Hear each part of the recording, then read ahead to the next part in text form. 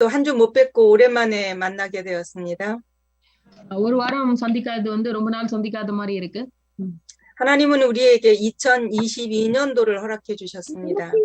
ஆண்டவர் நமக்கு 2022ஆம் ஆண்டை நம்மளோட வாழ்க்கையில கொடுத்திருக்கிறார். 새해를 맞을 때마다 우리는 하나님이 우리를 어떻게 인도하실까 기도 제목을 정하고 또 계획을 세우기도 합니다. ஒரு முறை பிரச்சனைகள் வரும்பொழுதெல்லாம் நம்ம வந்து எப்படி அதை நம்ம பண்றோம்னா நம்ம ஜெப குறிப்புகள் மூலமாக நம்ம அதை சரி பண்றோம். 그런데 가장 중요한 것은 하나님의 말씀을 따라 계획을 세우는 것이 중요합니다. முக்கியமான ஒரு விஷயம் என்னன்னா தேவனுடைய சித்தத்தை அறிவதற்கு அவருடைய திட்டத்தை நம்ம வந்து அறிஞ்சிக்கணும். அது மூலமாக தான் நான் வந்து ஒவ்வொரு பிரச்சனையும் நம்ம வந்து அப்ரோச் பண்ணணும். 교회 강단을 통해서 목사님이 주시는 그 메시지를 따라서 우리가 계획도 세우고 인도도 받아야 합니다. ஒவ்வொரு வாரமும் ஞாயிற்றுக்கிழமைகளை எடுக்கப்படுகிற அந்த வசனங்களை போதகர் சொல்லிக் கொடுக்கிற அந்த வசனங்களை வந்து இந்த வாரம் முழுவதும் அதை பின்பற்றி அதுல தேவன் எனக்கு இந்த வாரத்துல என்ன காரியங்களை செய்ய சித்தப்படுகிறார் அதுல இருந்து நான் எதை எடுத்துக்கணும் அப்படின்னு சொல்லிட்டு அதை வந்து நம்மளை வழி நடத்துகிற ஒரு அங்கமாக வச்சுக்கணும். 이스라엘 백성들이 애굽이라는 나라에서 문설주에 피를 바르고 출애굽을 했습니다. இஸ்ரவேல் ஜனங்கள் பாத்தீங்கன்னா எகிப்தை விட்டு வெளியே வரும்பொழுது ஆட்டுக்குட்டியின் ரத்தத்தை வந்து தெளிச்சிட்டு அந்த இடத்துல இருந்து வெளியே வந்தாங்க. 어린아이들을 데리고 광야라는 곳에서 어려운 생활을 시작을 하게 된 것입니다. அந்த சின்ன சின்ன குழந்தைகள் எல்லாம் கூட்டிட்டு வந்து அந்த வனாந்தரத்திலே அவர்கள் வந்து அங்க வாழ வேண்டிய சூழ்நிலைகள் ஏற்பட்டது. 그런데 하나님은 이스라엘 백성들에게 성막을 지으라고 말씀하십니다. ஆனால் அந்த இடத்துல பாத்தீங்கன்னா தேவன் வந்து அந்த இடத்துல உடன்படிக்கை இருக்கக்கூடிய அந்த ஸ்தலத்தை வந்து உண்டு பண்ணும்படிக்கு ஆண்டவர் அவர்கள் மத்தியில சொல்றார். 사는 곳도 정확하지 않고 이스라엘을 가나안을 향해서 계속 가야 하는 그런 상황에 하나님은 성막을 지어라 이렇게 말씀하십니다.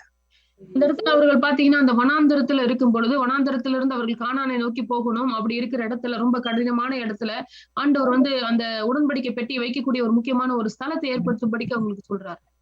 우리가 이렇게 어려운데 무슨 성막을 지어요? 저 가나안에 가서 지으면 안 될까요? 이렇게 생각할 수도 있습니다.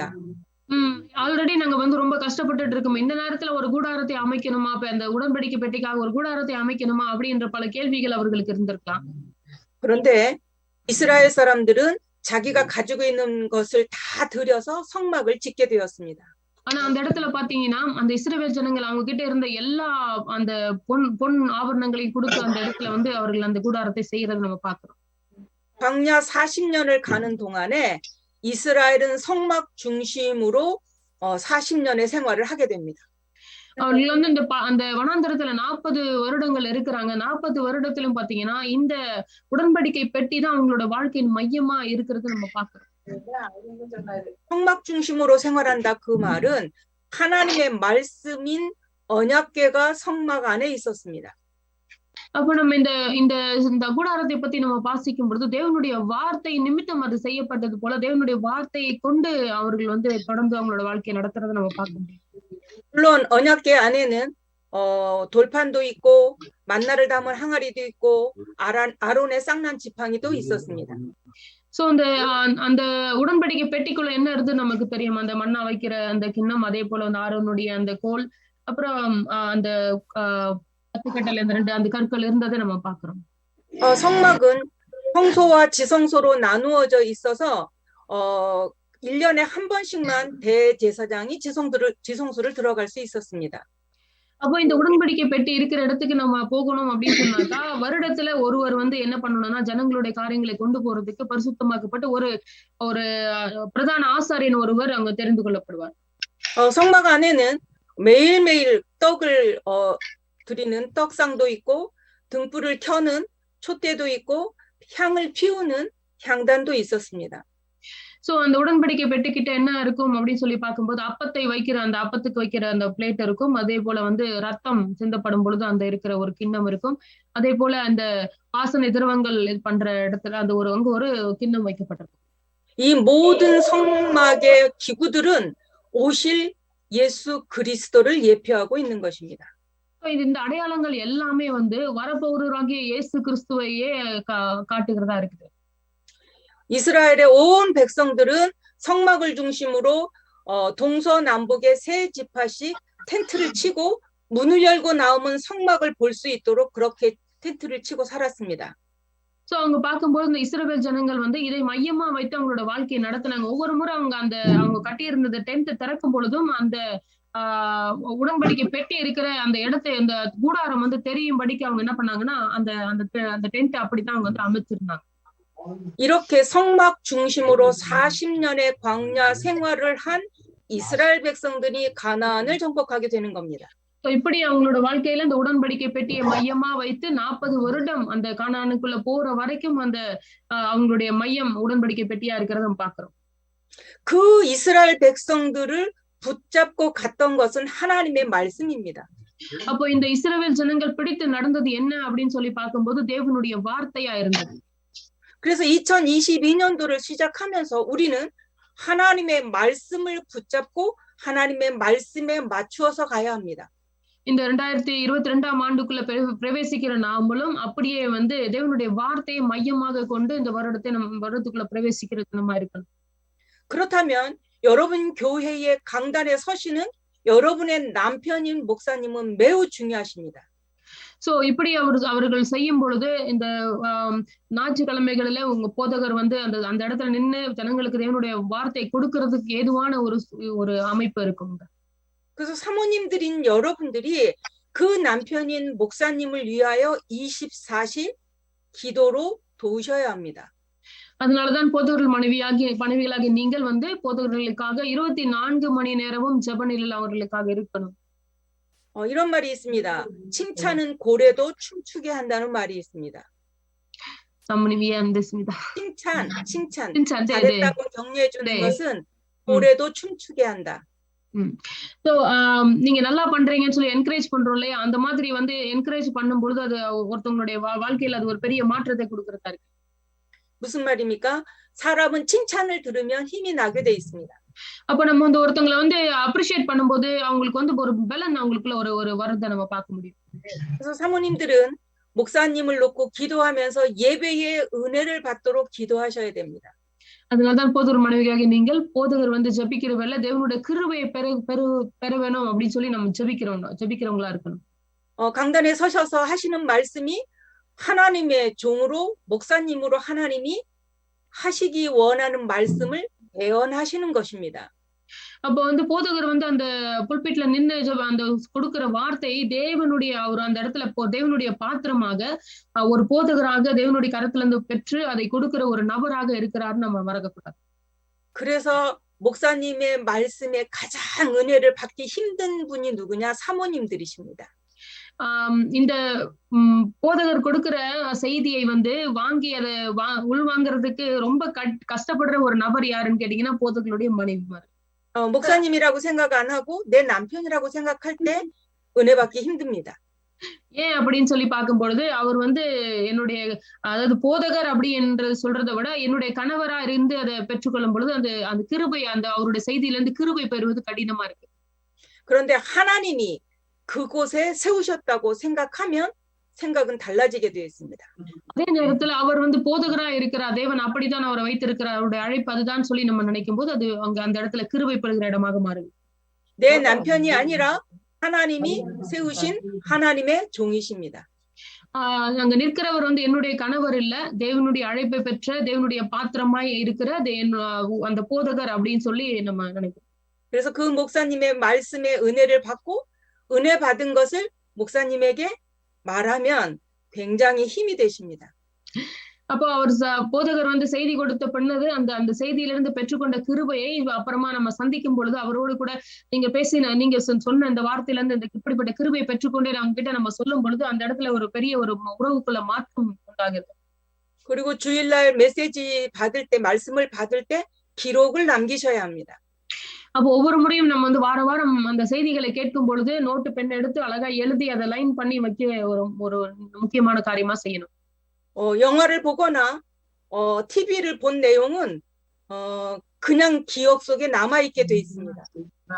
நம்ம வந்து டிவில பார்க்கும் போதோ இல்ல ஏதோ ஒரு மூவில இது பார்க்கும் பொழுதோ வந்து நம்ம கேட்கிற காரியங்கள் வந்து காதுல விழும், ஆனா அது சீக்கிரம் மறந்து போயிடும். 그런데 이상하게 하나님의 말씀은 들을 때는 이해가 되고 은혜가 됐는데 예배를 끝나고 나오면 기억이 잘 나지 않습니다. ஆனா நம்ம இங்க பார்க்கும்பொழுது என்ன நடக்கும் அப்படின்னு சொன்னாக்கா தேவனுடைய வார்த்தை வந்து கேட்கறதுக்கு இது ஆமா கரெக்ட்னு சொல்லி நம்ம அதை பெற்றுக்கொள்ளுவோம். ஆனா ஜெபம் முடிந்த பிறகு ஆராதனை முடிந்த பிறகு பார்த்தோம்னா வீட்டுக்கு வர்றதுக்குள்ள அது எல்லாமே மறைஞ்சு போய் காணாம போறதை நம்ம பார்க்க முடியும். 그래서 노트 필기를 하지 않으면 무슨 말씀을 전했지? 제목이 뭐였지? 성경은 어디였지? 이렇게 생각이 나지 않습니다. ஆனா ஒரு பெண்ணு ஒரு நோட் எடுத்து நம்ம வந்து அவங்களுக்கு பெற்றுக்கொள்கிற அந்த கிருபையை நம்ம அதுல எழுதி வைக்கும் பொழுது இந்த இந்த எழுதி வைக்கிற காரியங்கள் வந்து நமக்கு ஒரு நாள் திரும்பவும் நம்ம அதை பார்க்கும் பொழுது புதிய கிருபைகளை அதுல நம்ம பெறக்கூடிய ஒரு காரியமா இருக்கும். 그래서 나는 예배를 드리러 들어갈 때 여러 가지 색깔이 있는 펜을 가지고 가서 열심히 노트를 합니다.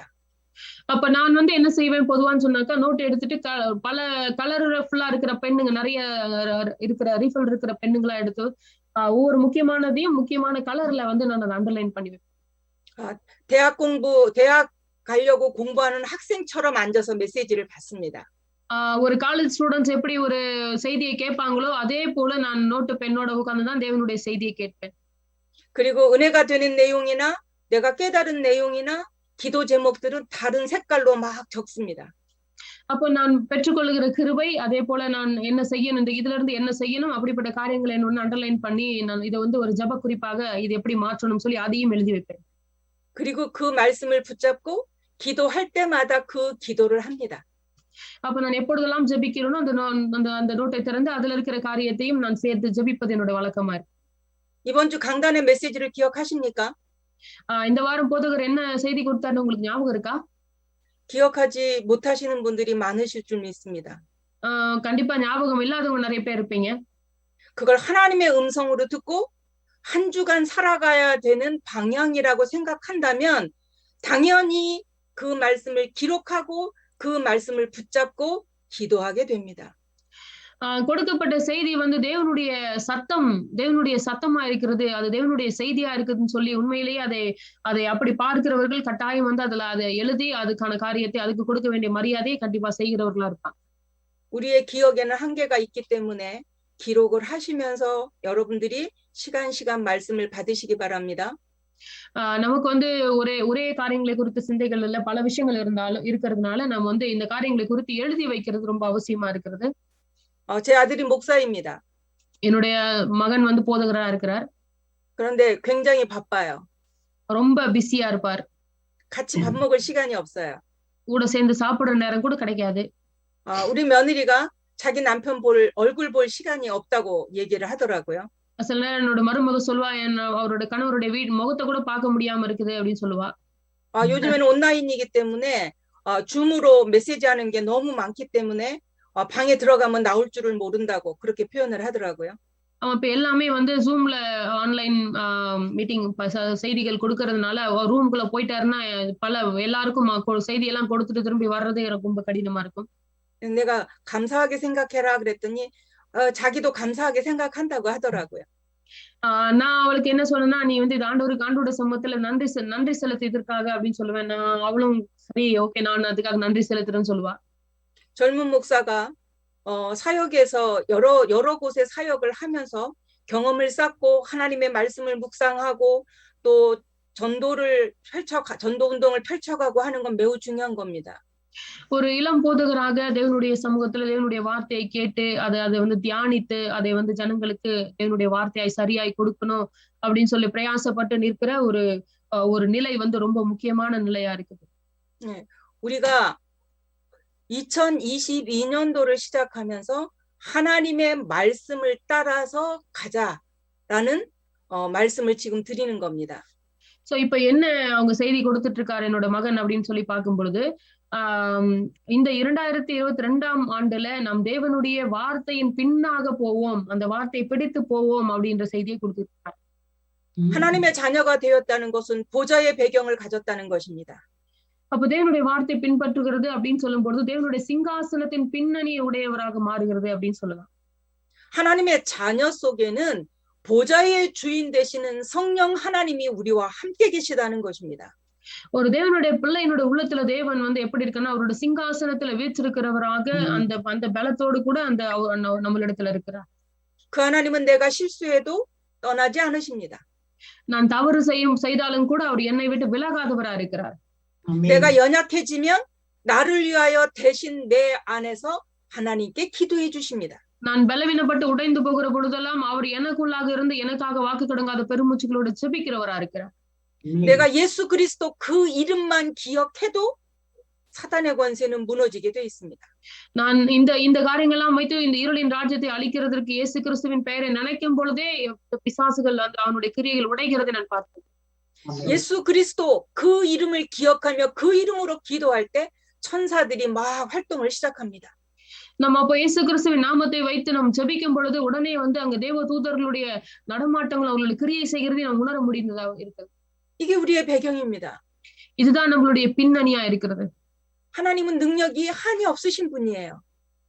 தேவன் அவருடைய வல்லமை வந்து யாருமே அடக்க முடியாத ஒரு வல்லமை. 하나님은 내 능력이 필요하지 않으신 분이에요.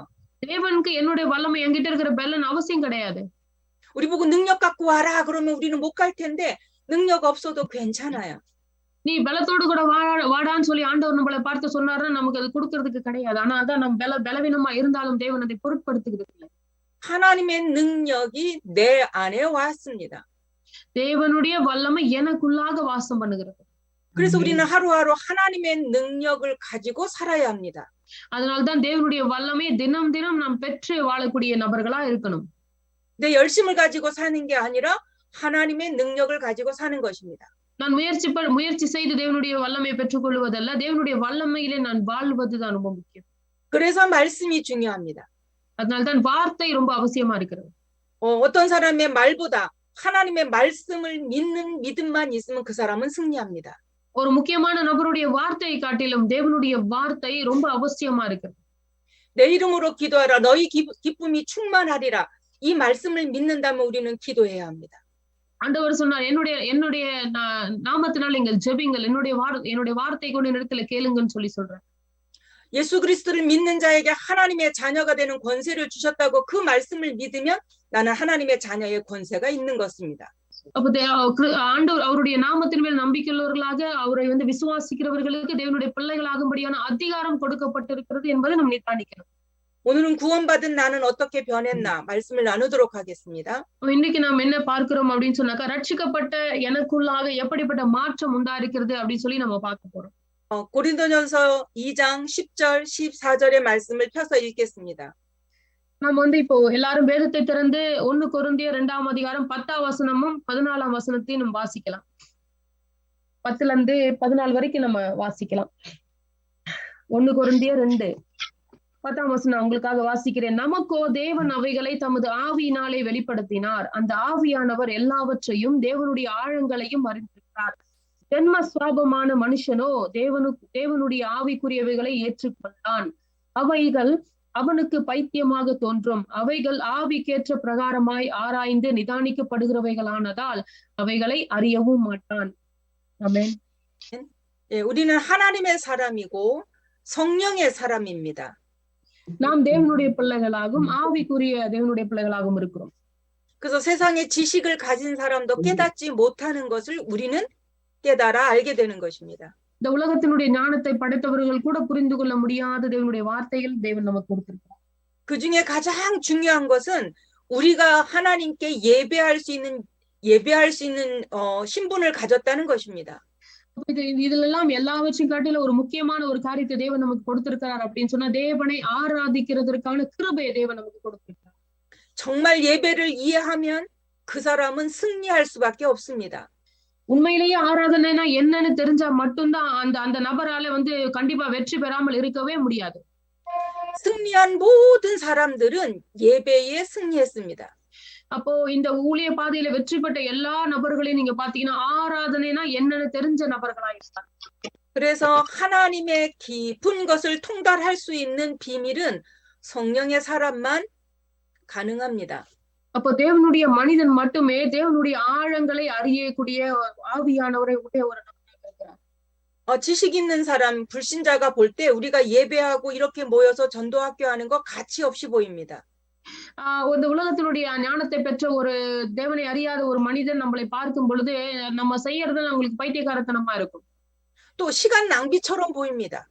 நம்ம வந்து நேரத்தை வீணாக்கி வாழ்க்கையை வீணடிக்கிறது போல அவங்களுக்கு தோணும். 그리고 우리는 이 시간이 보좌와 소통하는 시간이요 보좌의 능력을 힘입는 시간이라는 걸 압니다. அப்ப நமக்கோ இந்த நேரம் வந்து தேவனுடைய சிங்காசனத்திலிருந்து நமக்கு கிடைக்கிற பலனாகவும் தேவனுடைய பின்னணியுடைய நபராக நம்ம இந்த நேரத்துல நம்ம அவரோடு கூட இடைப்பட்டு கொண்டு இருக்கிறோம் அப்படின்றது அவங்களுக்கு புரியாது.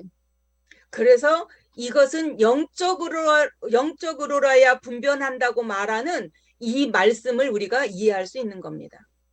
அதனால்தான் ஆவிக்குரிய விதத்திலே ஆவியானவருடைய அந்த வல்லமை பெற்ற ஒரு நபரால மட்டும்தான் தேவனுடைய ஆழங்களை தேவனுடைய வார்த்தையில் இருக்கிற ஆழங்களை புரிந்து கொள்ள முடியும். 하나님은 하나님의 백성을 구원하시기 위해서 하늘과 땅에 있는 모든 계획을 총동원하셨습니다. ஆண்டவர் வந்து இப்படிப்பட்ட காரியங்கள் நமக்குள்ளாக நடப்பிக்கிறதுக்காக தான் வானத்திலும் பூமியிலும் சகல அதிகாரத்தையும் கிறிஸ்துவுக்குள்ளாக நமக்கு கொடுத்திருக்கிறார். 뿐만 아니라 그분은 이 땅에 육신을 입고 사람의 몸으로 오셨습니다. அந்த ஆண்டவர் தான் வார்த்தையான ஆண்டவர் இந்த உலகத்துல மாம்சமாகி அவர் நமக்குள்ளே கிருபையும் சத்தியம் நிறைந்தவராய் நமக்குள்ளே வாசம் பண்ணார். 만약에 우리가 원숭이였으면 원숭이로 오셔야 하고 우리가 만약에 코끼리였으면 코끼리로 오셔야 합니다. நாம் ஒருவேளை வந்து என்ன சொல்றது ஒரு குரங்கை போல இருந்தோம்னா அவரும் இந்த உலகத்துல எப்படி வந்திருக்கணும், குரங்கை போல வந்திருக்கணும். இல்ல என்றால் ஒரு யானையை போல நாம் இருப்போம், யானை கூட்டமா இருப்போம்னா அவரும் ஒரு யானையை போல வர வேண்டிய அவசியம் இருந்திருக்கு. 우리는 사람의 몸을 입고 하나님의 형상으로 지음을 받았기 때문에 사람의 몸을 입고 이 땅에 오신 것입니다. நாமோ தேவனுடைய சாயலாக தேவனுடைய பிள்ளைகளாக பிறந்ததுனாலே அவரும் நம்மை போல மாம்சத்தை உடையவராக இந்த உலகத்துக்கு வந்தார். 그 오신 그분은 반드시 죽으셔야 하고 그리고 하나님이라는 증거로 반드시 부활하셔야 합니다. இந்த உலகத்துக்கு வந்த அந்த மாம்சமானவர் கட்டாயம் மரிக்க வேண்டும். அவர் மரித்து 3ஆம் நாளில உயிரோடு எழுந்திருக்க வேண்டும். ஏன்னா அவர் தேவனுடைய பிள்ளையா இருக்கிறது, மகனா இருக்கிறது. 그분이 예수 그리스도십니다. சோ அந்த நபர் தான் இயேசு கிறிஸ்துவா இருக்கிறார். 그분은 이 땅에 오셔서 십자가에 죽으시고 3일 만에 부활하시고 40일을 더 사시다가 하늘로 승천해 올라가셨습니다. இந்த இயேசு கிறிஸ்து நம்ம மத்தியிலே வாழ்ந்து அவர் சிலுவையிலே மரித்து 3ஆம் நாள் உயிரோடு எழுந்து 40 நாளாலும் தன்னை உயிரோடு இருக்கிறவராக காட்டி இந்த திரும்பவும் அவர் பரலோகத்துக்கு எடுக்கப்பட்டு மீண்டும் ஒரு நாள் வருகிறவராக இருக்கிறார். 지금은 성령으로 우리와 함께 계십니다. இன்றைக்கும் பரிசுத்த ஆவியானவர் மூலமாக நம்மோடு இருக்கிறார். 그래서 요한복음 1장 14절에 보면 말씀이신 그분이 육신이 되어 우리 가운데 거하심에 우리가 그의 영광을 보니 아버지의 독생자의 영광이요 은혜와 진리가 충만하더라 이렇게 말씀하고 있습니다. இங்கே யோவான் 1ஆம் அதிகாரம் 14ஆம் வசனத்துல எங்க சொல்லப்பட்டிருக்கிறது, அந்த வார்த்தை மாம்சமாகி கிருபையினாலும் சத்தியத்தினாலும் நிறைந்தவராய் நமக்குள்ளே வாசம் பண்ணினார். அவருடைய மகிமையை கண்டோம், அது பிதாவுக்கு ஒரே பேரானவருடைய மகிமைக்கு ஏற்ற மகிமையாகவே இருந்தது என்று நாம் 잘못된 구원관이 어떤 것인가 살펴보도록 하겠습니다. இப்ப நம்ம என்ன பண்ண போறோம்னா ரட்சிப்பை குறித்து இருக்கிற தவறான எண்ணங்கள் என்னென்ன அப்படின்னு சொல்லி நம்ம பார்க்க போறோம். 많은 사람들이 종교를 가지면 구원받는 것으로 착각하고 있습니다. அநேக நேரம் நிறைய என்ன பிரச்சனை நடக்குதுன்னு சொன்னாக்கா ஏதோ ஒரு மதத்தை பின்பற்றினால் நாம் ரட்சிக்கப்படுவோம் அப்படின்ற ஒரு தவறான அபிப்பிராயம் இருக்கு. 어떤 종교든지 열심히 믿으면 된다라고 생각하는 경우가 너무 많습니다. அப்ப எந்த மதமா இருந்தாலும் சரி அதை நாம் சரியாய் உண்மையாய் அது ஃபாலோ கடைபிடிக்கும் பொழுது நாம் ரட்சிக்கப்படுவதற்கான வழி உண்டாகும் நம்புறாங்க. 그런데 종교는 사람이 만든 것입니다. ஆனால் மதமோ இது மனிதனுடைய கரத்தால் உண்டாக்கப்பட்டிருக்கிறது. 종교는 다 선을 행하는 목적이 있습니다. இந்த மதம் அப்படின்னு சொல்லும் பொழுது நற்கிரியைகளை குறித்து தான் அதனுடைய நோக்கமா இருக்கிறது. 아무리 착하게 선하게 살아도 원죄의 문제를 해결할 수 없습니다. நீங்கள் எவ்வளவுதான் நற்கிரியைகளை செய்து நல்ல காரியங்களை செய்து நல்லவராக வாழ்ந்தாலும் இந்த முதலாம் பாவத்தை அதனுடைய கிரியைகளை நம்ம அழிக்கவே முடியாது. 예를 한번 들어볼게요. 해적선이라는 것이 있습니다. ஒரு எடுத்துக்காட்டு சொல்றேன். உங்களுக்கு ஒரு கப்பல், திருடர்கள் இருக்கக்கூடிய ஒரு கப்பல் இருக்குன்னு வச்சுப்போம். 바다에서 지나가는 배를 이렇게 가서 물건을 훔치는 그 해적선을 의미합니다. சோ இந்த திருடர்கள் கப்பல்ல இருக்கிற திருடர்கள் என்ன பண்ணுவாங்கன்னா கப்பல்ல அங்க மற்ற கப்பல்கள் வரும்பொழுது அந்த கப்பல்ல இருக்கிறவர்களை அடித்து அங்க இருக்கிற பொருட்களை எல்லாம் திருடுவது இவருடைய வழக்கமா இருக்கு. 그 해적선에 있는 사람 중에 청소만 하고 밥만 열심히 짓는 사람이 있다고 한번 생각해 볼까요? அப்ப நம்ம யோசிப்போம் அந்த திருடர்கள் மத்தியில ஒருத்தர் இருக்கிறார் ரொம்ப நல்லவராக என்ன சொல்றது ரொம்ப நற்கிரியைகள் நல்ல காரியங்களை செய்கிறவராக ஒருத்தர் இருக்காருன்னு நினைச்சு அப்படி யோசிப்போம். 그 사람은 다른 배에 가서 도둑질을 해본 경험이 없어요. அப்ப இந்த நபர் வந்து மத்த கப்பல்ல போயிட்டு எதுவும் திருடுவது இல்லைன்னு வச்சுப்போம். 굉장히 착하게 열심히 밥을 했어요. அப்போ ரொம்ப என்ன பண்றாரு ரொம்ப நல்ல காரியங்களை செய்து அவர் வந்து அங்க இருக்கிற சாப்பாடெல்லாம் செஞ்சு கொடுக்குறாரு. 근데 그 밥하는 행위가 누구를 위한 밥을 했습니까? சோ இந்த சமையல் செய்கிற இந்த நபர் நல்ல காரியங்களை செய்கிற இந்த நபர் யாருக்காக இதை செய்கிறார்? 그 밥을 열심히 먹은 해적들을 위해서 밥을 한 겁니다. சோ இந்த சாப்பாடை எப்படி அவர் யாருக்காக செய்கிறார்னா அந்த திருடர்களுக்காக செய்கிறார். 그 사람이 해준 밥을 먹고 해적들은 힘을 얻어서 더 많은 도둑질을 한 겁니다. அப்ப இந்த சாப்பாட்டை சாப்பிட்டு தான் அவங்க பலன் அடைகிறாங்க. இது மூலமா தான் இந்த பலத்துல தான் அவங்க போய் என்ன பண்றாங்க மற்ற கப்பல்களை வந்து கொள்ளையிடுறாங்க. 종교를 가진 사람들이 착하게 살고 선하게 사는 것이 구원을 얻을 수 없다는 것을 아셔야 합니다. அதனாலதான் நம்ம இங்க பாக்குறோம் என்னதான் அவர்கள் வந்து நல்ல காரியங்களை செய்து நல்லவர்களாக இருந்தாலும் எப்படிப்பட்ட நற்கிரியைகளை நம்பி இருந்தாலும் அவர்களால் என்ன பண்ண முடியாது ரட்சிப்பை அடையவே முடியாது. 어떤 종교도 우리의 원죄 문제, 하나님과 분리되어 있는 이 원죄 문제를 해결할 수 없습니다. இந்த முதலாம் பாவத்தினாலே தேவனும் நம்மளை விட்டு பிரித்த இந்த முதலாம் பாவத்தை எந்தவித நற்கிரியைகளினாலும் நம்ம வந்து சீர்படுத்தவே முடியாது. 그다음에 이제 많은 사람들이 생각할 때 교회 열심히 다니면 구원받지 않을까 이런 생각을 많이 하는 것 같습니다. இன்னும் ஒரு சிலர் பார்க்கும் பொழுது சபையை வந்து நம்ம தொடர்ந்து சபை காரியங்களை கவனிக்கும் பொழுது சபையில நம்ம வந்து உற்சாகமாய் வேலை செய்யும் பொழுது நம்ம ரட்சிக்கப்படுவோம் அப்படின்னு நம்புறாங்க. 그런데 많은 사람 교회에서 새 신자가 오면 교회 열심히 오세요 이렇게 말을 합니다. அதனாலதான் வந்து புது சபை மக்கள் புதுசா வரும்பொழுது அவங்களை வந்து தொடர்ந்து வாங்க அப்படின்னு சொல்லி நம்ம அவங்களை வந்து என்கரேஜ் பண்றோம். 교회에 오는 것보다 더 중요한 것은 그 사람이 예수 그리스도를 통해서 구원을 먼저 받아야 합니다.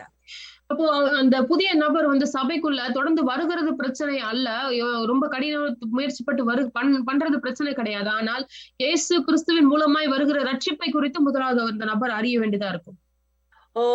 그 부처에게 가서 비는 것처럼 힌두한테 가서 종교 생활을 하는 것처럼 교회에도 구원받지 않고 그렇게 오는 사람이 있을 수 있습니다.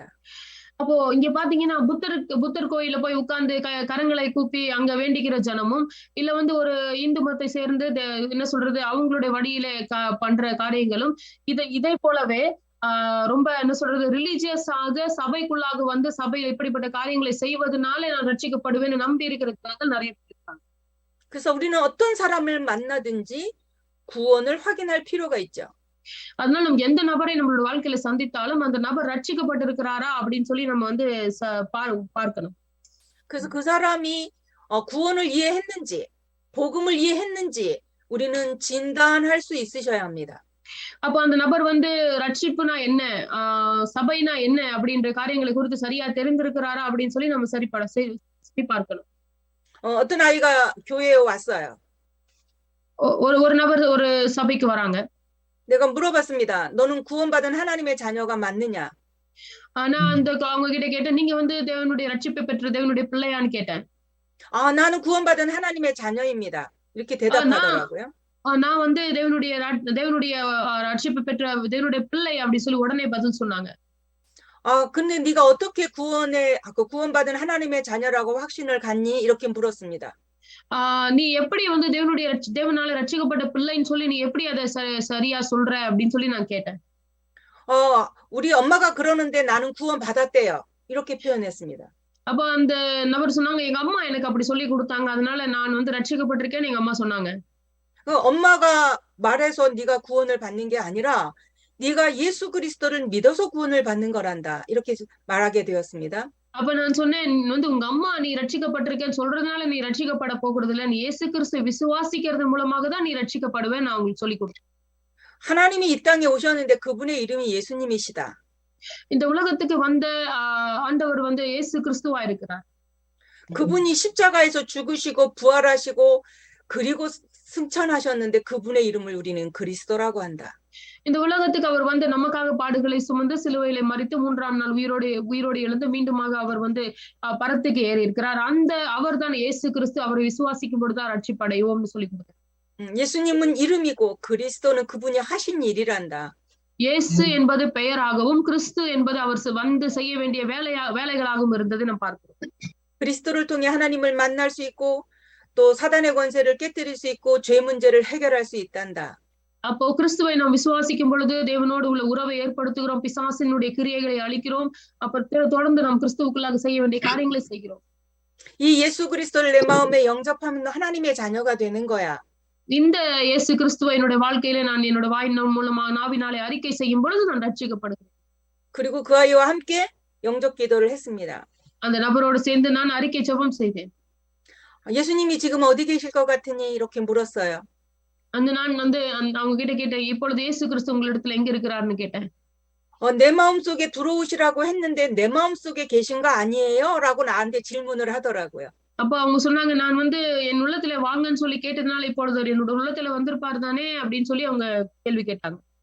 맞아, 네 마음속에 계셔 라고 말하게 되었습니다. நான் அப்ப அவங்க கிட்ட சொன்னேன், கண்டிப்பா நீ எப்பொழுது உன் வாயினால அறிக்கை செஞ்சு அப்பொழுது உன் உள்ளத்துல வந்துட்டாருன்னு சொன்னேன். 우리는 계층별로 교회에 오는 사람들의 구원의 확신을 심어줄 필요가 있습니다. அதனால்தான் சபைக்கு வருகிற நம்மளுடைய சபை மக்கள் வந்து ரட்சிக்கப்பட்டிருக்கிறாங்களா, அந்த அனுபவத்துல இருக்கிறாங்களா நம்ம வந்து சரி பார்க்கணும்.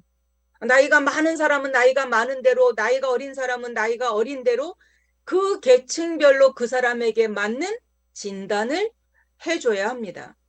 அப்போ வந்து வயதானவர்களுக்கும் சரி, அதே போல யூத் பிள்ளைகளுக்கும் சரி, கீழே இருக்கிறவங்களுக்கும் சரி, எந்த முறையில அவர்கள் தங்களை தாங்களே வந்து ரட்சிக்கப்பட்ட ரட்சிப்பை வந்து சரி பார்க்க முடியுமோ அந்த அந்த அளவுகோலை அவங்களுக்கு நம்ம வந்து சொல்லிக் கொடுக்கணும். 열심히 구원의 기준이 되는 것으로 우리가 오해하는 경우가 상당히 많습니다. ரட்சிப்பை வந்து நமக்கு ஒரு ஸ்டாண்டர்டாக அதை ஒரு அளவுகோலாக வைத்து நம்ம பார்க்க வேண்டிய நிலையில இருக்கிறோம். 열심히 구원의 기준이 되는 게 아닙니다. 잠시만요.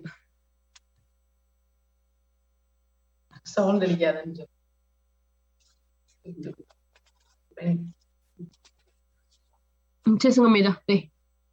열심히 구원의 기준이 되는 게 아닙니다. அதனால வந்து நாம் கடின முயற்சிப்பட்டு ரட்சிப்பை பெற முடியாது. 구원의 기준은 믿음입니다. ரட்சிப்புக்கான அளவுகோல் வந்து விசுவாசம். 또 신념이나 철학을 가지고 있으면 그게 구원인 줄 압니다. நிறைய பேர் வந்து இந்த தத்துவங்கள் இந்த மாதிரியான காரியங்களை பின்பற்றி போகும், 2 லைன் காரியங்கள் எல்லாம் பின்பற்றி போகும்போது ரட்சிக்கப்படும்னு நினைக்கிறாங்க. 그거는 자신의 것이지 구원은 아닙니다. அது வந்து அவங்களுக்கான நல்ல வழிகளை ஏற்படுத்தி கொடுக்கலாமே தவிர அது ரட்சிப்புக்கு ஏதுவான வழி கிடையாது. 경전을 많이 외우고 주문을 많이 외우면 그게 구원인 줄 아는 사람이 많이 있습니다. நிறைய பேர் வசனங்களை எல்லாம் மனப்பாடம் பண்ணி, பாடல்கள் எல்லாம் மனப்பாடம் பண்ணி, துதிகள் எல்லாம் மனப்பாடம் பண்ணி இதெல்லாம் நம்ம சொல்லும் பொழுது ரட்சிக்கப்படுவோம்னு நம்புறாங்க. 이렇게 잘못된 구원관을 가지고 있습니다. இப்படி வந்து பக்தி வைராகியம் இருக்கிறதா தவறான ரட்சிப்புக்குரிய காரியங்களை வச்சிருக்கிறாங்க. 그러면 구원받았다는 것은 어떤 것인지 구원받은 상태를 보겠습니다. அப்போ வந்து ரட்சிக்கப்பட்ட உண்மையிலேயே ரட்சிப்பு அப்படின்னா அவங்களோட நிலை எப்படி இருக்கும்னு சொல்லி நம்ம பார்க்கலாம். 구원을 받았다 그래서 외모적으로 변하거나 그렇지는 않습니다. அப்போ ரட்சிக்கப்படுகிற நபர் வந்து அப்படியே வித்தியாசமா மாறிடுறாங்க அப்படின்லாம் சொல்ல முடியாது. 그런데 내적인 영적인 변화가 일어나게 되는 것입니다. அப்ப வெளிப்புறமான மாற்றத்தை அல்ல, உட்புறமாக எனக்குள்ளாக மாற்றங்கள் ஏற்படுகிறது நம்ம பார்க்க முடியும்.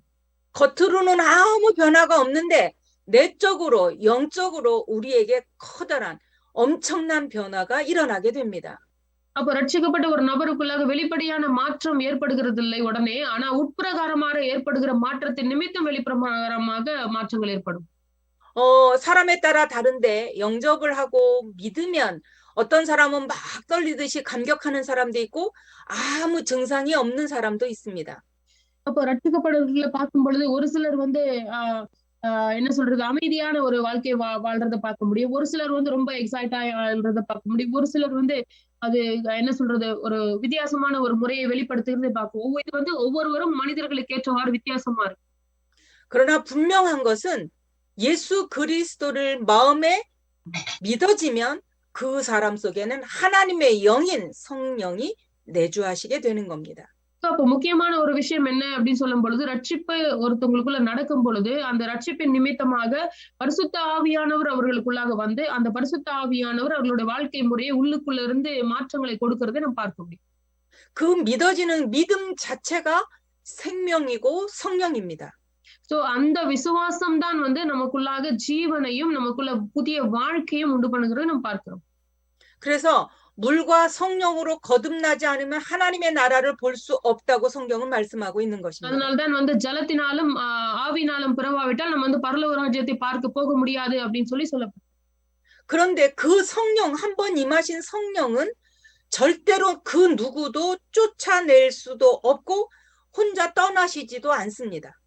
அப்ப நமக்குள்ளாக வந்த இந்த பரிசுத்த ஆவியானவர் நம்மளுடைய பலவீனங்களினாலோ மற்ற எந்த காரியத்தினாலோ அவர் நம்மளை விட்டு என்ன பண்ணுகிறதுல விலகுகிறது இல்லை. அவர் நம்மளோடு எப்பொழுதும் நித்திய காலமாக நம்மளோடு இருக்கிறவராக இருக்கிறார். 요한복음 14장 16절 17절 말씀을 펴서 읽어보시기 바랍니다. நம்ம வந்து இப்பொழுது யோவான் 14ஆம் அதிகாரத்துல வந்து 16ஆம் வசனத்தை நாம் வாசிப்போம். யோவான் 14ஆம் அதிகாரம் 16ஆம் வசனம். நான் பிதாவை வேண்டிக் கொள்ளுவேன், அப்பொழுது என்றென்றைக்கும் உங்களோடு கூட இருக்கும்படிக்கு சத்திய ஆவியாகிய வேறொரு தேற்றரவாளனை அவர் உங்களுக்கு தந்தருளுவார். உலகம் அந்த சத்திய ஆவியானவரை காணாமலும் அறியாமலும் இருக்கிறபடியினால் அவரை பெற்றுக்கொள்ள மாட்டாது. அவர் உங்களுடனே வாசம் பண்ணி உங்களுக்குள்ளே இருப்பதால் நீங்கள் அவரை அறிவீர்கள். ஆமென். 아멘. 성경은 보혜사 성령을 우리에게 주시는데 언제까지? 영원토록 함께 있게 하시겠다고 약속하셨습니다. நமக்குள்ளாக ஒரு தேற்றரவாளன் கொடுக்கப்பட்டிருக்கிறார் அப்படின்னு சொல்லி இங்க நம்ம வேதத்துல வாசிக்கிறோம். அந்த தேற்றரவாளன் எது வரைக்கும் நம்மளோட இருப்பார் அப்படின்னு சொல்லி பார்க்கும் பொழுது அவர் நித்திய காலமாக நம்மளோடு அவர் இருப்பார் என்று நம்ம வேதத்தை வாசிக்கிறோம். 그래서 한번 내 안에 성령이 내주하시면 이 성령은 떠나지도 아니하시고 또 누구도 쫓아낼 수도 없습니다. அப்போ இந்த பரிசுத்த ஆவியான நமக்குள்ள வந்திருக்கும் பொழுது இந்த ஆவியானவர் வந்து நாம் திரும்ப சொல்லுகிறது போல என்னுடைய காரியத்தினாலே அவர் வந்து நம்மளை விட்டு விலகுறது இல்லை. யாரும் அந்த பரிசுத்த ஆவியான நம்மளை விட்டு எடுத்து போடவும் முடியாது. 이 성령이 내 안에 계신 것을 깨닫게 되면 우리가 세상적으로 살아가지 않습니다. அப்போ இந்த பரிசுத்த ஆவியானவர் எனக்குள்ளாக வாசம் பண்ணுகிறார் அப்படி சொல்லி எப்பொழுது எனக்குள்ளாக ஒரு நிச்சயம் வருகிறதோ அப்பொழுது இருந்து நான் இந்த உலகத்தினுடைய காரியங்களை நான் வாழ முயற்சிக்க மாட்டேன். 점점점 하나님의 말씀을 더 사모하게 되고 하나님 앞에 예배하면서 기도하면서 힘을 얻어서 성장해 갑니다. அப்ப நம்ம என்ன நடக்கும் அப்படின்னு சொன்னாக்கா பரிசுத்த ஆவி எனக்குள்ள வந்திருக்கிற பொழுது தேவனுடைய வார்த்தையின் மூலமாக அவருடைய வார்த்தை என்ன சொல்லுகிறதோ அதன் பின்னாக நான் நடக்கிறதுக்கு என்னை நானே ஒப்பு கொடுக்கிற ஒரு நபராக மெல்ல மெல்ல நான் மாறுவதை நீங்கள் கவனிக்க முடியும். 더 나가서 아까 얘기한 것처럼 우리 전도학교 시간을 할애하고 이렇게 앉아 있는 것 불신자가 보면 이해할 수 없는 거예요. 그러나 이것이 우리에게는 축복이고 하나님의 은혜의 시간입니다. இது இப்ப நம்ம கூடி இருக்கிறோம் இல்லையா, இந்த குழுவை பார்க்கும் பொழுது இப்போ ஒரு தேவனை அறியாத ஒரு நான் பெலிவர் வந்து இதை பார்க்கும் பொழுது இவங்க காலத்தையும் வாழ்க்கையும் வீணடிச்சுக்கிட்டு இப்படி கூட்டம் கூட்டிட்டு உட்கார்ந்து இருக்காங்க அப்படின்னு சொல்லி அவங்களோட பார்வையில இது வந்து ஒரு வீணடிக்கிற ஒரு காரியமா அவங்களுக்கு தோணும். 이 시간 성령이 역사하는 시간이고 사탄의 권세가 지금 무너지고 있는 시간입니다. ஆனால் இந்த நேரமோ இது வந்து இந்த நேரம் எப்படிப்பட்ட நேரம்? ஆசீர்வதிக்கப்பட்ட நேரமாகவும் பிசாசினுடைய கிரியைகளை அழிப்பதற்கு இப்பொழுதும் அழிந்து கொண்டிருக்கிற அப்படி ஒரு காரியமாக தேவன் நமக்கு வைத்திருக்கிறார். 이 시간이 하나님의 말씀이 머리에 있는 게 아니라 내 영혼 속에 내 생각과 마음 속에 각인되고 뿌리 내리는 시간입니다. அப்போ இந்த நேரம் எப்படிப்பட்ட நேரமா இருக்கிறது? தேவனுடைய வார்த்தை என்னுடைய சிந்தையில என்னுடைய தலையில மட்டும் அல்லாதபடிக்கு சிந்தையில் இல்லாதபடிக்கு அது கீழே இறங்கி வந்து என்னுடைய இருதயத்துல வந்து அது எனக்குள்ளாக வேறு ஒன்று எனக்குள்ளாக சீக்கிரத்துல கனி கொடுக்கிற ஒரு காரியமாக மாறிக்கொண்டிருக்கிற நேரமாக இருக்கு. 하나님의 말씀을 아는 것에서 그치는 것이 아니라 그걸 계속 들으면 거기서 영적인 성장이 일어나는 것입니다. அப்ப தேவனுடைய வார்த்தை என்பது என்னுடைய சிந்தையிலே வைத்துக் கொண்டிருக்கிற ஒரு ஜஸ்டா எனக்கு தெரியும் அப்படின்ற காரியம் அல்ல. அதை நான் உள்வாங்கி அதுக்குள்ளாக இருக்கிற அந்த பலத்தை பெற்று என்னுடைய வாழ்க்கையை நான் ஆரம்பிக்கும் பொழுது அது எனக்குள்ளாக பெரிய மாற்றத்தையும் பெரிய கிரியைகளையும் செய்யக்கூடிய வல்லமை பெற்றதா இருக்கிறது. 고린도전서 3장 16절 성경을 좀 읽어주시면 좋겠습니다. Okay. இப்பொழுது நம்ம வந்து கொரிந்தியர் 1 கொரிந்தியர் 3ஆம் அதிகாரத்துல 16 17 18 3 வசனத்தை வாசிக்கலாம். 1 கொரிந்தியர் 3ஆம் அதிகாரம் 16 18 வாசிக்கலாம். நீங்கள் தேவனுடைய ஆலயமா இருக்கிறீர்கள் என்றும் தேவனுடைய ஆவி உங்களில் வாசமா இருக்கிறார் என்றும் அறியாதிருக்கிறீர்களா? பின்னும் நான் சொல்லுகிறது என்னவென்றால் ஆவிக்கேற்றபடி நடந்து கொள்ளுங்கள், அப்பொழுது மாம்ச இச்சையை நிறைவேற்றாதிருப்பீர்கள். மாம்சம் ஆவிக்கு விரோதமாகும், ஆவி மாம்சத்துக்கு விரோதமாகும் இச்சிக்கிறது. நீங்கள் செய்ய வேண்டும் என்று இருக்கிறவைகளை செய்யாதபடிக்கு இவைகள் ஒன்றுக்கொன்று விரோதமா இருக்கிறது. ஆவியினால் நடத்தப்படுவீர்கள், ஆனால் நீங்கள் நியாயப்பிரமாணத்திற்கு கீழ்ப்பட்டவர்கள் அல்ல. ஆமென். 아멘. 예, 우리가 하나님의 성전입니다. நாம் தேவனுடைய ஆலயமா இருக்கிறோம். 광야의 성막에 있을 때는 지성소에 대제사장만 들어갔습니다. அங்க நம்ம அந்த இஸ்ரவேல் ஜனங்கள் இருந்த அந்த பாலைவனத்துல வந்து பார்க்கும் பொழுது அந்த கூடாரத்துல யார் பிரவேசிக்க முடியும்னா ஒரு பிரதான ஆசாரியன் மட்டும்தான் பிரவேசிக்க முடியும். 거기에 하나님의 임재가 있기 때문에 아무나 들어가면 죽게 돼 있습니다. அப்போ தேவனுடைய அந்த வாசம் அங்க இருந்ததுனால யார் உள்ள போனாலும் அந்த இடத்துல மரணம் நேரிடும் அப்படின்றத பார்க்க. 대속죄일에 대제사장이 들어가면서도 제사를 지내고 자기를 정결케 하고 그래야만 들어갈 수 있었습니다. அந்த பிரதான ஆசாரியர் வந்து வருடத்துல ஒரு முறை மட்டுமே மக்களுக்காக உள்ள பிரவேசிக்க முடியும். அப்படி பிரவேசிப்பதற்கு அவர் தனக்காக பலியிட்டு அவங்களை அறிக்கை செய்து பரிசுத்தப்படுத்திக் கொண்டுதான் அந்த உட்பிரகாரத்துக்குள்ள போக முடியும். 그런데 신약 시대에 예수 그리스도께서 모든 문제를 해결하시고 우리를 하나님의 성전으로 삼으신 것입니다. ஆனால் புதிய ஏற்பாட்டிலோ இயேசு வந்து நமக்காக நம்மளுடைய பாவங்களுக்காக மரித்து நமக்காக பலியாய் அவர் மாறினதுனாலே அவர் நம்மையே வந்து ஆலயமாக மாற்றி அவர் நமக்குள்ளாக வாசம் பண்ணுகிற தேவனாய் மாறினார். 우리가 얼마나 존귀한 존재냐? 하나님이 나를 성전 삼으시고 내 안에 내주하는 하나님의 자녀입니다. அப்ப யோசித்து பாருங்கள், தேவன் நம்மளை எப்படியாய் பார்க்கிறார், எவ்வளவு முக்கியமான ஒரு பகுதியாய் பார்க்கிறார். நம்மளை தேவன் வந்து ஆலயமாய் மாற்றிருக்கிறார் என்றால் நாம் எவ்வளவு முக்கியமானவர்களா தேவனுடைய பார்வையில இருப்போம். 세상 것 조금 없어도 괜찮아요. 하나님이 나의 배경이십니다. இந்த உலகத்தினுடைய ஆசீர்வாதங்களை சில ஆசீர்வாதங்கள் நமக்கு இல்லைன்னா கூட பரவாயில்ல. ஏன்னு சொன்னா நமக்கு வந்து தேவனே பின்னணியா இருக்கிறார். 아멘. 그다음에 우리는 성령께서 우리의 연약함을 도와주시겠다고 약속하셨습니다. அப்ப ஆண்டவர் வந்து அவருடைய வார்த்தையின் மூலமாக நம்மளுடைய பலவீனங்களை நமக்கு அவர் வந்து இடை கட்டுகிறவரா இருக்கிறார். 요한복음 14장 26절 27절에 보면 보혜사 성령이 모든 것을 가르치시고 모든 것을 생각나게 하신다고 말씀하셨습니다. நம்ம வந்து யோவான் 14ஆம் அதிகாரத்துல 26 27 வாசிக்கும் பொழுது ஒரு முக்கியமான காரியத்தை நான் உங்களுக்கு சொல்றேன், இங்க வாசிக்கிறேன்.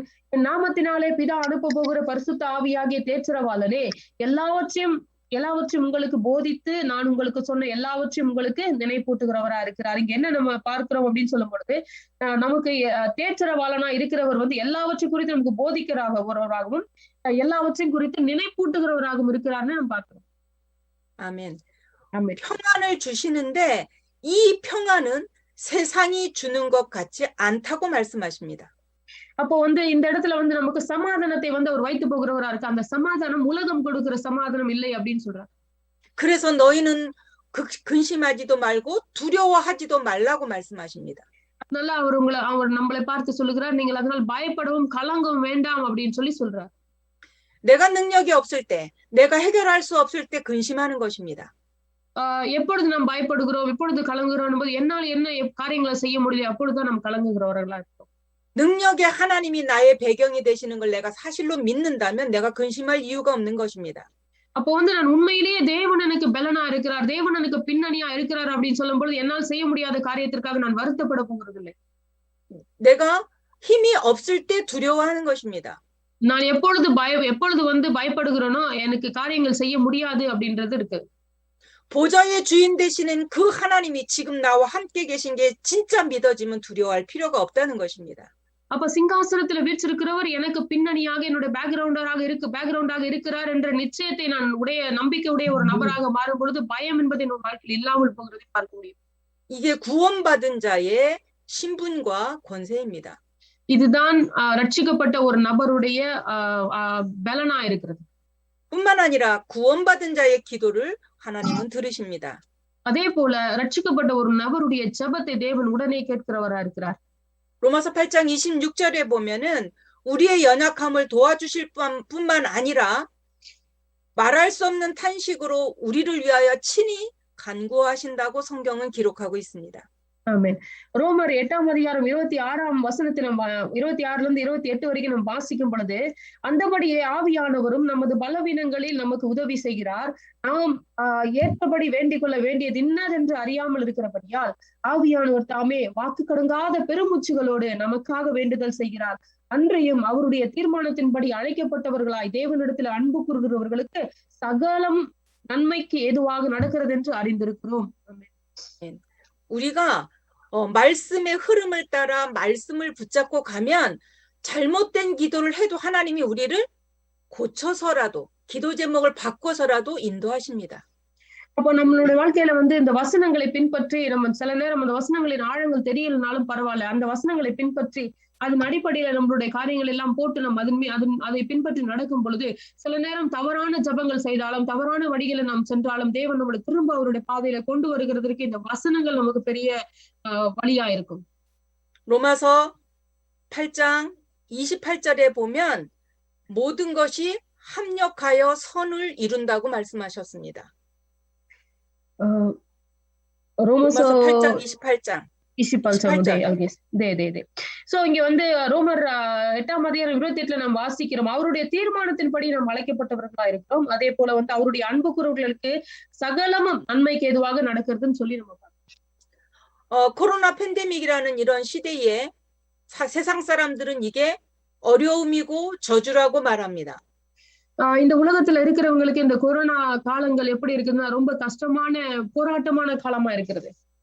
그런데 예수 믿는 우리에게는 이것이 기회가 돼서 한 번도 만나보지 못한 여러분들을 매주 만나게 되는 것입니다. ஆனால் நமக்கோ தேவன் வந்து இந்த இப்படிப்பட்ட நேரங்களை கொடுத்து தேவனுடைய வார்த்தையை வந்து கேட்கும்படிக்கு அவரோடு கூட சஞ்சரிக்கிறதற்கான சரியான வழியில செல்வதற்கான நேரங்களாய் நமக்கு வந்து ஆண்டவர் கொடுத்து 문제가 답이 있는 사람에게는 쉽습니다. பிரச்சனை என்றது வந்து ஒரு ஆல்ரெடி பதிலை பெற்ற ஒரு நபருக்கு ஒரு பிரச்சனை வரும்போது அது ஈஸியா அவங்க மேற்கொண்டுருவாங்க. 이 문제의 답이 그리스도입니다. எல்லா பிரச்சனைகளுக்கும் தீர்வு இயேசு கிறிஸ்துவா இருக்கிறார். 이 복음을 가진 자들은 위기 상황이 기회가 돼서 복음의 축복을 누리는 오늘 이 시간이 되었습니다. அப்போ இந்த சுவிசேஷத்தை பெற்றுக்கொண்ட ஒரு நபர் இந்த நபரால வந்து எல்லா பிரச்சனைகளையும் மேற்கொள்ள கூடிய ஒரு நபரா இருப்பார். 그러면 어떻게 구원 상태에 들어갈 수 있을까요? எப்படி வந்து இந்த ரட்சிப்புக்குரிய அந்த நிலைக்கு நாம் உள்ள கடந்து போகிறவர்களா இருக்க முடியும்? 예수의 생명이 내 안에 있는 것입니다. இயேசுவினுடைய ஜீவன் எனக்குள்ளாக இருக்கிறது அப்படின்றது. 내가 예수 안에 거한다. 이 말은 예수의 생명이 내 안에 있는 것을 의미합니다. இதனுடைய அர்த்தம் அப்படி என்ன அப்படின்னு சொல்லும்போது இயேசுவினுடைய அந்த ஜீவன் எனக்குள்ளாக வாசம் பண்ண ஆரம்பிக்கிறது. அந்த ஜீவனுக்குள்ளாக நான் வாசம் பண்ணுகிறேன். 그래서 우리는 무슨 문제를 만나든 하나님이 어떻게 생각하실까 먼저 기억해야 하는 것입니다. அதனால்தான் ஒவ்வொரு முறையும் நம்ம பிரச்சனைகள் நம்மளுடைய கதவை தட்டும் பொழுதும் இந்த பிரச்சனையை தேவன் எப்படி யோசிப்பார் அப்படின்னு சொல்லி நம்ம முதலாவது யோசிக்க வேண்டிய நபரா இருப்போம். 구원 상태로 들어갈 수 있는 길은 유일하게 오직 한 길밖에 없습니다. அப்ப இந்த ரட்சிக்கப்பட்ட ஒரு நபருடைய நிலை எப்படி இருக்குன்னா ஒரே சீரான நிலையா இருக்கும். அந்த நிலை வந்து தேவனா இருப்பார். 내가 열심히 해서가 아니라 하나님이 구원을 선물로 주셔야 하는 것입니다. நம்ம வந்து கடின முயற்சியால இந்த பிரச்சனைகளை சரி பண்றதுக்காக தேவனுடைய சமூகத்துல நின்று போராடுகிற காரியம் அல்ல. தேவனையே நாம் வந்து நோக்கி இருக்கிற அந்த அந்த அந்த அப்படி ஒரு நபரா இருக்கிறதுக்கு நம்ம வந்து இந்த ரட்சிப்பு நமக்கு பயன்படுது. 그래서 예수 그리스도를 믿음으로만 구원을 받는 것입니다. அப்போ இயேசு கிறிஸ்துவின் மேலுள்ள விசுவாசத்தினாலேயே நாம் ரட்சிக்கப்படுகிறோம். 그러면 생명 가진 자가 구원받은 자가 변화된 것이 있습니다. அப்போ ரட்சிக்கப்பட்ட ஒரு நபருக்குள்ளாக இருக்கிற அந்த புதிய ஜீவன் ஒரு ஒரு ஒரு பெரிய மாற்றத்தை அவர்களுக்குள்ளாக ஏற்படுத்துகிறது. 우리는 하나님의 자녀입니다.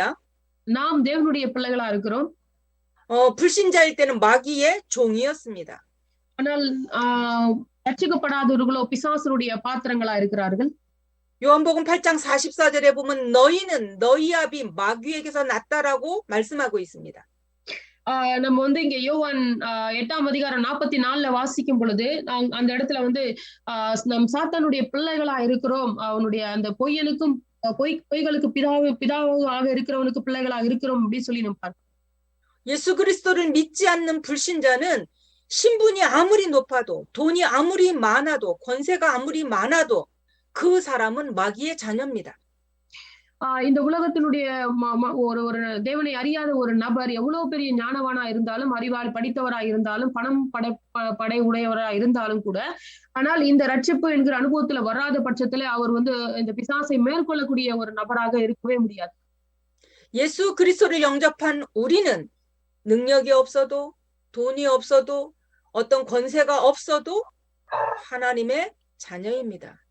ஆனால் நாமோ தேவனுடைய பிள்ளைகளாய் ரட்சிக்கப்பட்ட நாமோ ஒருவேளை நமக்கு பணக்குறைவு இருக்கலாம், ஒருவேளை ஞானத்துல குறைவு இருக்கலாம், ஒருவேளை பொருளாதாரத்துல குறைவு இருக்கலாம். அப்படி எந்த குறைகள் இருந்தாலும் கூட நாம் தேவனுடைய பிள்ளைகளா இருக்கிறோம். 우리의 이름이 하늘나라 생명책에 기록되어 있습니다. அதே போல நம்மளுடைய பெயர்களை தேவன் ஜீவ புஸ்தகத்துல பரலோகத்தில் எழுதி வைத்திருக்கிறார். 그다음에 두 번째 변한 게 있는데 그게 신분입니다. இரண்டாவதான காரியம் வந்து நாம் அதிகாரம் பெற்றவர்களா இருக்கிறோம். 옛날에는 마귀의 종이고 죄의 종이었는데 이제는 하나님의 아들이 된 것입니다. நாம் ஒரு காலத்துல பாவத்திற்கும் பாவத்தினுடைய கிரியைகளுக்கும் நாம் வந்து அடிமைப்பட்டு கிடந்தோம். நாம் இப்பொழுதோ ஆண்டவருக்கு பிள்ளைகளா இருக்கிறோம். 뿐만 아니라 이제는 영적으로 육적으로 삶의 상태가 바뀌어져 갑니다. இப்பொழுது நம்மளுடைய ஆவிக்குரிய பின்னணிகள் மாறுகிறதை பார்க்கிறோம். நாம் வந்து இப்போ தேவனுடைய பிள்ளைகளான ஒரு பின்னணி உடையவர்களா இருக்கிறோம். 옛날에는 이 세상 풍속을 따라서 이 세상 규례를 따라서 살았는데 이제는 그리스도와 함께 살아가는 것입니다. முற்காலத்துல நம்ம வந்து உலகத்தினுடைய பழக்க வழக்கங்களுக்கும் வழிபாட்டு காரியங்களுக்கும் நாம் அதை பின்பற்றி நடந்தவர்களா இருக்கிறோம். இப்பொழுதும் நம் தேவனை பின்பற்றி நடக்கிறவர்களா இருக்கிறோம். 이 땅의 모든 문화는 사단에게 장악되었고 사단에게 길들여져 있습니다. இந்த விஷயத்தை கவனித்து பாருங்கள். இந்த உலகத்தில் இருக்கிற எல்லா கலாச்சாரங்களும் பிசாசனுடைய பின்னணி உடையதாகவே இருக்கிறது. 전통이라는 이름으로 묶여 있습니다. இது தேசத்தினுடைய காரியம் அப்படின்னு சொல்லி, தேசத்திற்கானது அப்படின்னு சொல்லிட்டு இருக்கிற காரியங்கள் எல்லாவற்றிலும் அப்படிப்பட்ட பிரச்சனைகள் இருக்கு. 이건 조상적부터 우리한테 내려오는 풍속이야라고 묶여 있는데 그게 사단의 것입니다. இது வந்து தலைமுறையா நம்ம குடும்பத்துல செஞ்சுட்டு இருக்கிற காரியம், இது கட்டாயம் செய்யணும் அப்படின்னு சொல்லுகிற காரியத்துல எல்லாவற்றிலும் பிசாசினுடைய பின்னணிகள் இருக்கு. 우리의 복음의 후대들, 렘넌트가 일어나서 이런 문화를 개혁해 가야 합니다. சோ இப்படிப்பட்ட காரியங்களை உடைப்பதற்கு நம்மளுடைய குடும்பத்துல தேவனுடைய பிள்ளைகள், நமக்கு பிறக்கிற பிள்ளைகள் வந்து எழும்பி இவைகள்லாம் உடைக்கிறவர்களா இருப்பார்கள். 우리는 그 풍속을 지키지 않아도 아무 문제가 없습니다. நாம் அந்த காரியங்கள்லாம் பிடித்து நடக்க வேண்டிய அவசியம் கிடையாது. அப்படி நம்ம அதனால நடக்காம இருக்கிறனால நம்மளுக்கு எந்த பிரச்சனையும் கிடையாது. 그다음에 나의 삶이 인도를 받습니다. என்னுடைய வாழ்க்கை தேவனுடைய கைடன்ஸ்க்குள்ளாக இருக்கிறது. 성령의 인도를 받는다는 것은 내 감정의 인도를 받는 것이 아닙니다. பரிசுத்தாவினுடைய வழிநடத்தலை பெறுகிறது அப்படின்னு சொல்லும்போது ஒரு என்ன சொல்றது, உணர்ச்சி வசப்பட்டு படுகிற காரியங்கள் கிடையாது. 말씀의 흐름을 타고 그 말씀의 인도를 받는 것이 성령의 인도입니다. ஆமா, தேவனுடைய வார்த்தையின் மூலமாக பரிசுத்த ஆவியன் அந்த வார்த்தையின் ஃப்ளோ மூலமாகவே நம்மளை வந்து பரிசுத்த ஆவியன் நடத்துகிறார். 그래서 강단에서 메시지를 전하시는 목사님들이 매우 중요하고요. அதனாலதான் வந்து புல்பிட்ல நின்னு பிரசங்கம் பண்ணுகிற போதகர் ரொம்ப முக்கியமான ஒரு நபரா இருக்கிறார். 뿐만 아니라 말씀을 받는 성도들도 중요한 것입니다. அதே போல போதகர் எவ்வளவு முக்கியமோ அதே போல வார்த்தையை பெற்றுக்கொள்ளுகிற தேவனுடைய ஜனங்களும் சபையில ரொம்ப முக்கியமானவர்களா இருக்கிறார். 그러면 이렇게 생명을 가진 하나님의 사람을 어떻게 인도해 가시는가? அப்போ தேவனுடைய ஜீவனை பெற்ற இந்த பிள்ளைகள் எப்படிப்பட்ட வாழ்க்கை முறையை நம்ம வாழணும்னு பார்க்கணும். 끝까지 버리지 아니하시고 인도해 가십니다. அப்போ வந்து கடைசி வரைக்கும் முடிவு பரியந்தம் நாம் வந்து தேவனுடைய காரியத்துல நிலைத்திருக்கிறவர்களா இருக்கணும். 요한복음 14장 16절에 보면 보혜사 성령을 너희에게 주사 영원토록 너희와 함께 있겠다고 말씀하셨습니다. அப்ப நம்ம வந்து யோவான் 14ஆம் அதிகாரத்துல 16ல இருந்து 26 வரைக்கும் வாசிக்கும் பொழுது முடிவு பரியந்தம் நித்திய காலமும் பரிசுத்த ஆவியானவர் நம்மளோடு கூட இருக்கிறவரா இருக்கிறார்னு பார்க்கிறோம். 영원토록 우리와 함께 계시는 그분이 우리 안에서 하나님의 말씀을 통해서 우리를 변화시켜 가십니다. அப்போ நித்திய காலமாக நம்மளோடு கூட இருப்பேன் அப்படின்னு சொல்லுகிற பரிசுத்த ஆவியானவர் தேற்றரவாளன் நம்மளோடு கூட முடிவு பரிந்தம் இருக்கிறவரா இருக்கிறார். 갈라디아서 5장 16절에서 18절에 보면 너희는 성령을 쫓아 행하라 이렇게 말씀하십니다. இங்க கலாத்தியர் 5ஆம் அதிகாரத்துல 16ல இருந்து 18 வரைக்கும் நாம் வாசிக்கும் பொழுது பரிசுத்த ஆவியனுடைய கனிகளை குறித்து நாம் வாசிக்கிறோம். 육체의 욕심은 성령과 거스린다고 말씀합니다. அந்த இடத்துல வந்து மாம்சம் வந்து ஆவிக்குரிய காரியத்திற்கு எதிரடையா இருக்கும் சொல்லி நம்ம பார்க்கிறோம். 1시간 예배 드리는 것과 1시간 영화 보는 거 어떤 게 더 쉬울까요?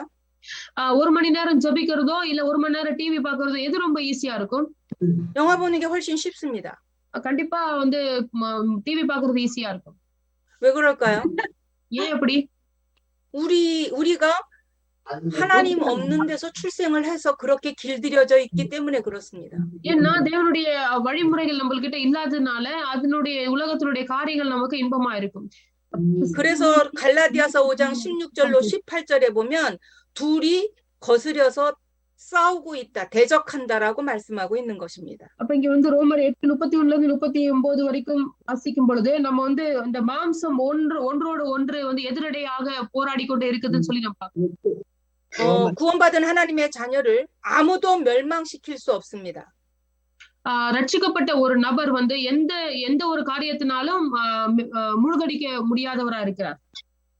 로마서 8장 31절로 39절의 말씀을 오늘은 좀 읽었으면 좋겠습니다. 네, 알겠습니다.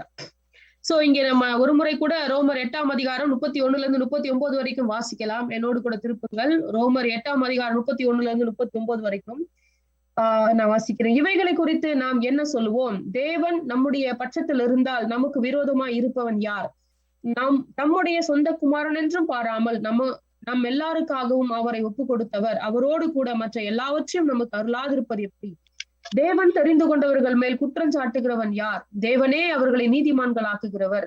ஆக்கினைக்குள்ளாக தீர்க்கிறவன் யார்? கிறிஸ்துவே மரித்தவர், அவரே எழுந்தும் இருக்கிறவர், அவரே தேவனுடைய வலது பாரிசத்திலும் இருக்கிறவர், நமக்காக வேண்டுதல் செய்கிறவரும்.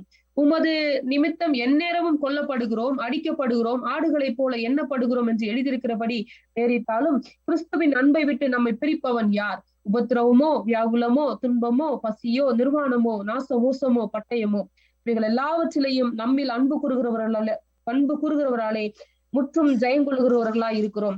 மரணமானாலும் ஜீவனானாலும் தேவ தூதர்களானாலும் அதிகாரங்களானாலும் வல்லமைகளானாலும் நிகழ்காரியங்களானாலும் வரும் காரியங்களானாலும் உயர்வானாலும் தாழ்வானாலும் வேற எந்த சிருஷ்டியானாலும் நம்முடைய கர்த்தராகிய இயேசு கிறிஸ்துவில் உள்ள தேவனுடைய அன்பை நம்மை பிரிக்க மாட்டாதென்று நிச்சயித்திருக்கிறோம்.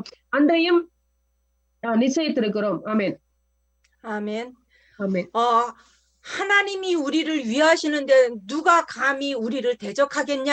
성경은 그렇게 말씀하십니다. அப்ப இங்க நம்ம பாக்குறோம், தேவன் வந்து நம்மளுடைய பட்சத்துல இருக்கும் போது நமக்கு விரோதமா நிற்கிறது யாரு அப்படின்னு சொல்லி கேட்கப்படுது. 하나밖에 없는 독생자 예수 그리스도를 아끼지 않고 우리에게 주셨는데 그분이 우리와 함께 계시는데 누가 우리를 대적하겠습니까? இந்த உலகத்துல வந்து நமக்காக வந்து பிதாவானவர் ஒப்பு கொடுத்த குமாரன் நம்மளோடு இருக்கும் பொழுது மற்ற எந்த காரியம் நமக்கு விரோதமாக எழுப்ப முடியும். 뿐만 아니라 그 아들을 아끼지 아니하신 그분이 모든 것을 은혜로 우리에게 주시지 않겠습니까? அப்போ இந்த குமாரனை நமக்காக ஒப்பு கொடுத்தவர் மற்ற காரியங்களை நமக்கு கொடுக்காம இருக்க முடியுமா? 그분이 우리를 위하여 지금도 기도하고 계시다고 말씀하십니다. இந்த வேத வசனம் நமக்கு சொல்லுது, அப்ப அந்த ஆண்டவர் நமக்காக இப்பொழுதும் ஜெபித்துக் கொண்டு இருக்கிறார்னு சொல்லி நம்ம பார்க்கிறோம். 더 놀라운 것은 그 그리스도의 사랑에서 우리를 끊을 자가 아무도 없다고 말씀하십니다. அப்ப இந்த கிறிஸ்துவினுடைய அன்பை விட்டு பிரிக்கிறதுக்கு இந்த உலகத்துல எந்த ஒரு காரியத்துக்கும் வல்லமை இல்லை அப்படின்னு சொல்லி நம்ம பார்க்கிறோம். 어떤 것도 하나님의 사랑에서 끊을 수 있는 자는 아무도 없습니다. திரும்ப சொல்றேன், இந்த உலகத்துல எந்த ஒரு அதிகாரத்தினாலும் தேவனுடைய அன்பை விட்டு நம்மளை பிரிக்கவே முடியாது. 우리가 어떤 문제를 가지고 있을 수 있고 미래를 생각할 때 불안할 수 있습니다. நாம் ஒருவேளை இந்த நேரத்துல ஒரு பிரச்சனையில இருக்கலாம், இல்ல எதிர்காலத்தை குறித்த ஒரு பயம் இருக்கலாம். 그러나 영원한 본향인 보좌를 바라보면서 오늘 당면한 문제를 해결하는 게 아니라 문제 속에 하나님의 계획을 먼저 보시기 바랍니다. அப்ப நித்திய காலமாக வீற்றிருக்கிற சிங்காசனத்தின் ராஜாவினுடைய பின்னணியை உடைய ஒரு அந்த நிச்சயத்தை உடைய ஒரு நபராக நீங்கள் அதை யோசிக்கும் பொழுது இது இந்த பிரச்சனை எல்லாம் உங்களுக்கு பெருசா தெரியாது. 독생자 예수 그리스도를 우리에게 주신 분이 아까워하지 않고 우리를 위하여 기도하고 계시다는 사실을 믿음으로 바라봐야 합니다. இந்த சொந்த குமாரன் என்று பாராமல் நமக்கு எல்லாருக்காக ஒப்பு கொடுத்தவர் வந்து மற்ற எல்லாவற்றையும் நமக்கு கொடுக்க போதுமானவரா இருக்கிறார். 그래서 언약을 붙잡고 하나님께 기도하면 하나님이 원하시는 길로 우리를 인도하십니다. அதனால உடன்படிக்கையை நாம் பிடித்தவர்களாக தேவனுடைய வார்த்தையின்படி பின் செல்லுகிற ஒரு நபராக நாம் மாறும் பொழுது எல்லாவற்றையும் மேற்கொண்ட ஒரு நபராக இருப்போம். 2022년 여러분이 말씀의 흐름을 따라 말씀을 붙잡고 언약의 기도를 하며 승리하시기 바랍니다. அப்ப இந்த 2022ஆம் ஆண்டு தேவனுடைய வார்த்தையின்படி அந்த ஒரு ஃப்ளோல அதை பிடித்து நடக்கிற ஒரு நபராக நீங்கள் இருக்கும் பொழுது இந்த வருடத்தில் உள்ள காரியங்களை எல்லாம் வெற்றி கொள்கிற ஒரு நபராக நீங்கள் இருப்பீர்கள். 내가 누구를 만나도 내 안에 함께 계시는 그리스도를 증거할 수 있을 만큼 힘을 얻으시기 바랍니다. நாம் யாரை சந்தித்தாலும் சரி எனக்குள்ளாக வாசம் பண்ணுகிற அந்த பரிசுத்த ஆவியினுடைய சாட்சியை பகிர்கிற ஒரு நபராக நாம் இருப்போம். 모든 교회가 이 말씀의 흐름을 따라 성령이 역사해서 전도 운동이 일어나기를 소원합니다. அப்ப இந்த ஒரு வார்த்தையின்படி நடக்கிற சபைகள் நம்ம ஊர்ல எழும்பணும்னு சொல்லி இப்படி எழும்பும் பொழுது ஒரு பெரிய ஒரு எழுப்புதல் உண்டாகும் அப்படின்றதுல எந்த சந்தேகமும் இல்லை. 우리 교회 부흥이 아니라 하나님의 나라의 확장을 위해서 함께 협력으로 여러분이 사역을 하셔야 합니다. என் சபை பெருக்கம் அடையணும் அப்படின்றது இல்லாதபடிக்கு தேவனுடைய ராஜ்யம் பெருக்கம் அடையணும் விரிவடையணும் அப்படின்றதுதான் ரொம்ப முக்கியம். 우리 사모님들이 응답 속에 있으시기 바랍니다. போதல் மனைவியாகி நீங்கள் இந்த வார்த்தையினுடைய பதிலை பெற்ற நபராக நீங்கள் இருங்கள். 기도하겠습니다. நாம் ஜெபிக்கலாம். 하나님의 은혜를 감사를 드립니다. கர்த்தருடைய கிருபையினாலே நன்றி செலுத்துகிறோம். 우리를 하나님의 자녀로 삼아 주신 것 감사합니다.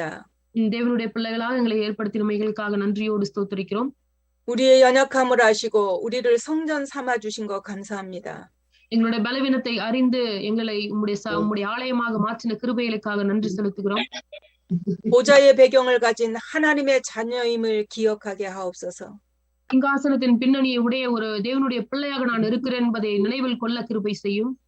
24시 보좌를 향하여 기도할 수 있는 영적인 힘을 하나님이 허락하여 주옵소서. இந்த 24 மணி நேரம் ஜெபித்து தேவனுடைய கிருபையை பெற்றுக்கொள்கிற ஒரு நபராக இருக்கிற ஒரு நபராக என் தேவன் எங்களை ஆசீர்வதிக்க ஜெபிக்கிறோம்.